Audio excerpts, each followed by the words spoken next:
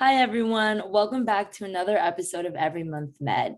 Today, we have a really special guest, Alaina Stanisci, here to talk about her story. Hi, Alaina. Thanks so much for hopping on. Yeah, thank you guys for having me. I'm really excited. We're very excited. So, we're just going to dive right into questions. So, to start off, can you just tell us a little bit about you and your story? Yeah, so I developed an eating disorder when I was like about 10 years old, and that was really hard because I was just a kid, and it was a really, really long journey of enduring a lot of different treatment programs and trying to get myself better and back to normalcy at such a young age. And things got better, but I eventually relapsed and then had to start doing recovery again as a teenager, which was definitely really challenging and what makes my story a little bit different. Yeah, I think, especially with the relapse, Yeah, just hearing about that, it's just like so amazing to see how far you've come. And I think at least Ishan and I can both say that that's like such an impressive thing. yeah. And for sure, like especially since your relapse is like right in the middle of high school, like high school is like such a pivotal age in our lives. Like it's definitely not easy. Yeah. Um, yeah. So do you have any advice for people who are going through what you went through?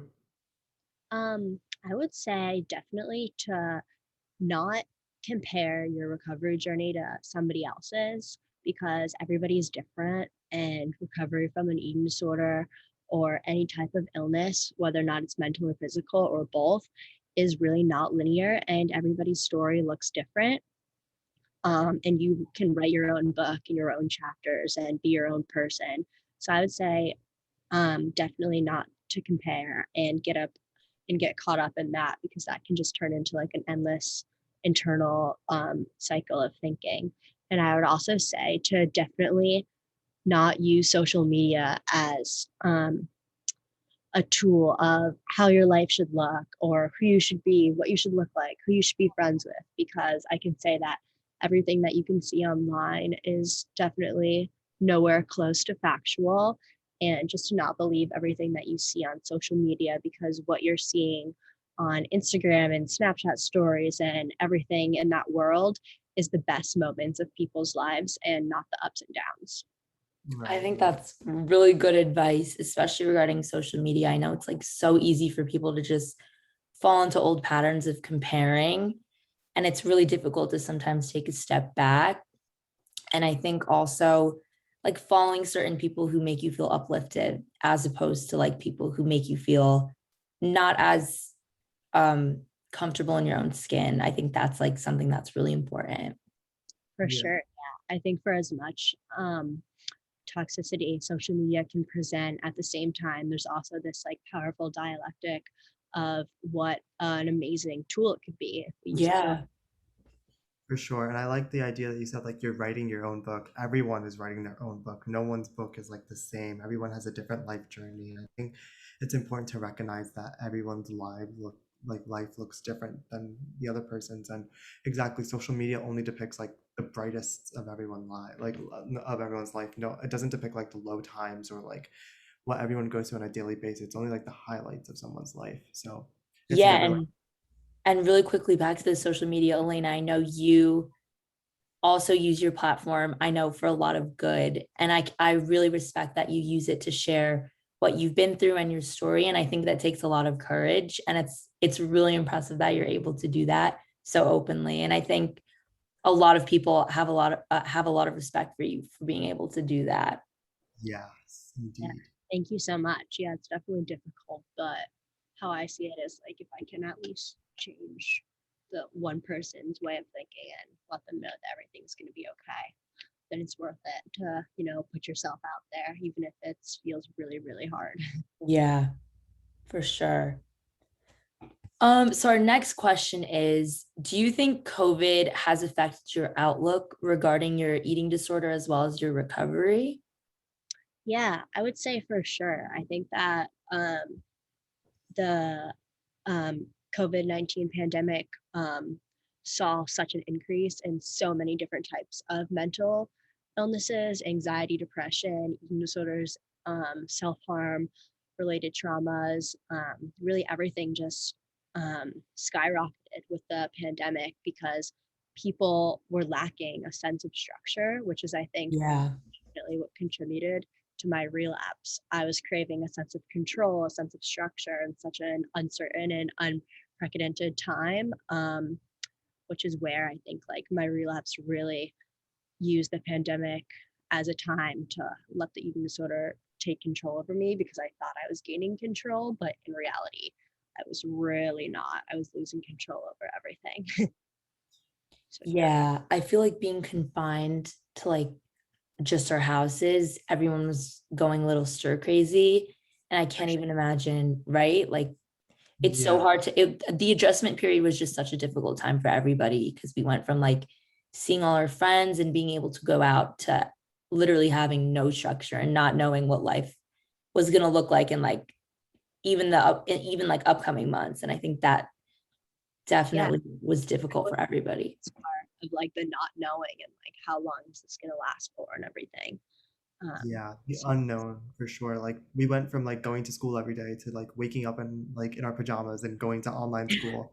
And like there was no structure to our daily lives. And I think that played a toll, like had a toll on everyone's life because we were no longer going outside. We were not seeing people that were not our family or like our close relatives who were living with us. And I think that was driving everyone crazy because you were just confined to like a four like you were confined to your house with just the same people and gets like annoying after a while. Yeah. So another question we had is, do you think societal pressures had anything to do with what you went through? I would say for sure, societal pressures, like definitely in regards to social media, I would say would have an impact with what I went through because over the pandemic, we saw this. It's actually quite crazy when you think about it, but the reasoning behind why eating disorders had such a spike is because we saw this increase in worries and fear from everybody across America of, oh my goodness, we're spending more time in the kitchen, we're eating more, we're all home. What are we going to do about it? This is crazy. This is awful. When in reality, it really was not that big of a deal. And people kind Yeah. of used that. And the whole world just saw such a rise in like the necessity, like how necessary like exercise and eating healthy and all of this was when really what I've learned is that everything in moderation and balance is okay. But yeah, that's definitely um, affected my story very negatively. I saw the pandemic and actually fell through social media's trap of I need to constantly be exercising, only eating clean foods, and yeah, I think a lot of people fell into that trap, whether or not they had diagnosed or undiagnosed eating patterns. But yeah, For sure, yeah. Exercise became like a huge thing. Like I remember there was this like one YouTube channel that everyone watched like to exercise every day. And it was so big over social media. And the only way everyone watched it was because everyone was like talking about it on social On media. social And social media media. plays such a big role in our lives these days. for sure. Yeah. And I feel like what wasn't really normalized was like taking time to yourself because there was so much unknown about the pandemic and like what the future held. It was like, well, how long are we going to be here and how long is this going to last? And so I think instead of like normalizing certain things, like it's okay to have bad days or it's okay to not like work out every single day. People were Yeah, just focused on what they could control, kind of like going back to what we said before. For sure, yeah. There was such a plethora of like negative messages relating to exercise when like I've been an athlete my whole life. I think exercise is great. I think it can be a great thing, but when you turn it into something negative and you're doing it for the wrong reasons, that's where it starts to get a yeah. little. When you start Yeah, doing it for like not yourself, when you start doing it to get into the ideal body shape or the ideal like size, like that's when it's not like healthy. That's when exercise becomes really like dangerous and stuff. And definitely compulsive too. Right, yeah. for sure. Yeah. So our next question is, was there anything or anyone that helped push you to start recovery?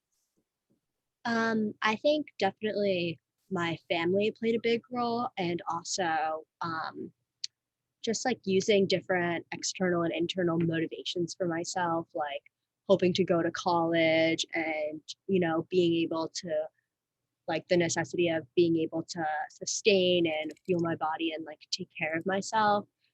And also like other motivations, like I'm hoping to get back to the soccer team and like stuff like that. And I think really just using things like that, whether or not it's like objects or like something tangible, or just like um, ideas that you can kind of align with and use that to keep pushing through.